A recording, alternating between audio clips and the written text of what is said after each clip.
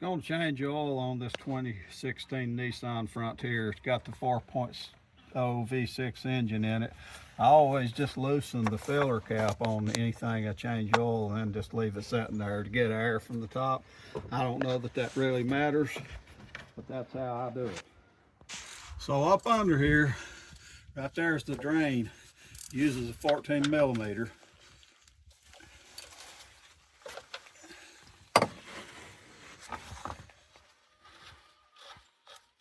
I just drain the oil out of it like any other vehicle.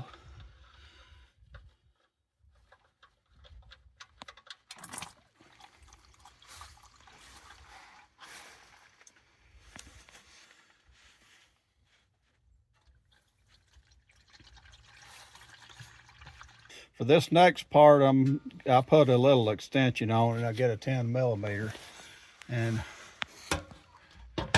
you take this bolt right here out. That's your little door. This has got skid plates under it. It's the Pro-4X model, so I don't know that every Frontier has the skid plates, but the Pro-4X model does. And so I take this bolt right here out so you can get to the filter. Otherwise, you'd have to take this whole skid plate here off the front one. Now, I don't really want to do that. That would give you more room, but they put this little door in there that you can swing around. And there you go. The filter's up in there. Now, if you got a filter wrench, you can put it right on the end. I didn't bring my filter wrench. I'm over here at this grease rack. Now, before you pull this filter, there'll be some oil in it.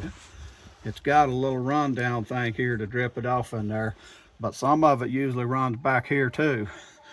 So let me try to get that loose. I don't put them on real tight when I put them on, but yeah, it'll drain some oil down. You see it draining right there. It's supposed to drain right through here, but you can see it'll drain back behind that pan, and that's okay. That's just part of it. Just nothing to do. It's a messy job right here, and you got to make sure you got a pan under it for sure. So you drain. What I do is I drain the oil back there out of the regular oil pan first, get it mostly drained out, and see there's not much room right here. Like I said, it's a messy job, and I'm trying to stay clean and do it, but anyway, there's your filter. Then I'll just clean it off here once it quits most of the dripping. Clean it off and clean up in there around where the filter is. The standard stuff you'd do, changing oil on anything. Make sure it's clean best you can. Then you take your new filter. I showed a video I said I did Pure Later Boss. So I always grease the thing with oil, and I got some new oil out of the jug onto my fingers. I didn't show that part, but just a little greasing the oil where that thing can spin when you're tightening it on there and stuff, and it don't grip up and pinch or anything. Then I just put my filter back up in there, just the reverse of the other thing. And I've always just hand tightened for a long time. I just always hand tighten my filters because it's all you need. Just put it snug and then turn it about 3/4 or 1 turn. Getting the thread started up in there sometimes hard depending on the filter and how the threads is made, but once you get the filter on there and it's snug, you just tighten it about it'll tell on the filter thing. Some of them say 1 turn, some say 3/4. So you got a crush washer on there, and I'll admit I don't necessarily change it every time, but it's good if you got crush washers to change them. Put a new one on, and that basically you can just thread it down on there to the bottom, and then when you tighten this, it makes a real good seal where that's not gonna leak at all. So yeah, you just, like I said, just pretty much thread it as far as you can down on there. And then when you tighten this, it'll crush that flat on there. So it's back to the 22 millimeter. And you'll always have a little bit of oil just keep draining. I guess if you just sat here for a long time, it may not, but as soon as you plug that hole with the plug, it'll start. And I can feel that crush washer already starting, and just tighten it up snug against it. There's a torque rating on this. I don't know the poundage. I don't never bother with a torque wrench on this. I just tighten it by hand, just snug. Crush that washer in there. When you get it to there, and I've got my filter on up in here, and I tightened it on like I said, you just leave this door open where you can check for leaks. Now it's time to go ahead and put the oil in it up top. So I'm using this Mobile one.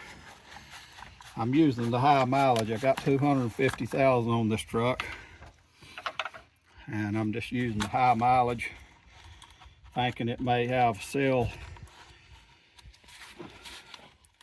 stuff to condition the seals and stuff more than the other. You know, different additives for high mileage might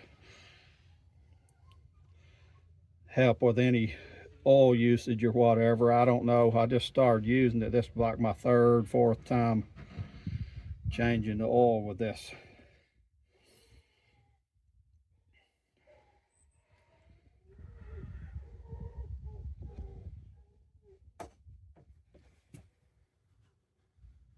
So it takes over 5 quarts, and I buy these big jugs because it's cheaper, and I just got a measuring thing here. I measure the rest of the oil out in.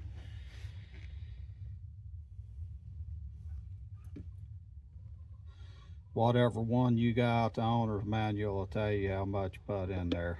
I always keep mine full. I check the oil pretty often and stuff. There you have it. Now the oil's changed. We just got to check for leaks.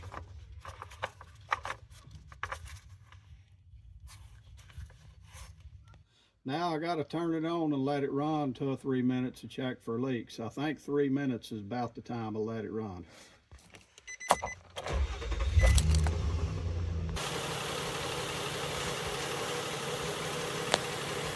So what you're looking for is looking up in there to make sure there's no leaks on that, like around the filter and stuff. And if you get the right angle up here, you can pretty much see around the filter, and it's not leaking. That'd be pressure. There's pressure on there. It would be coming out pretty good if it's leaking. And down here, make sure that's not leaking, which, you know, that usually ain't leaking unless you got a bad plug or something, or something wrong with the seal. But you just let it run a few minutes, let it oil cycle a little bit, get warmed up a little bit, and just keep checking for leaks.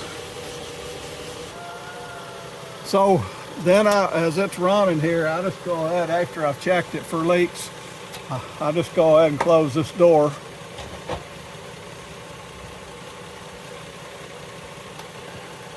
It's all wrapped up under here now.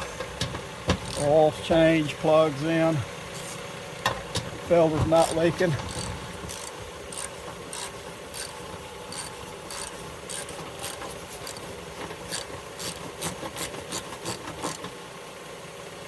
Snug that up real good. Everything looks fine under here.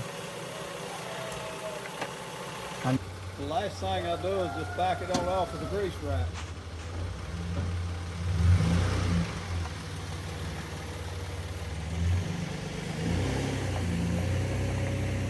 So then I just check the oil after about 10 minutes setting. It's hard to tell on this new oil, but you can see it's up to right there. It's not been quite 10 minutes. So I'll check it again in a little while, and once I get on a flatter surface, it's not totally flat right here. If I need to top it off, then I'll just top it off with a little more oil. So now that I've come to a completely flat surface and the oil was heated up a little more, I let it go for 10 minutes. That's what the book had said before. Now I'm checking the oil. Yeah, I still need a little bit to get to the complete. It's about right there. I could run it like that, but I'll probably top it off with a few ounces and let that be it. Anyway, I hope this video shows somebody something they need to know. It's just a standard oil change, but I just wanted to show how it looks on a Nissan Frontier.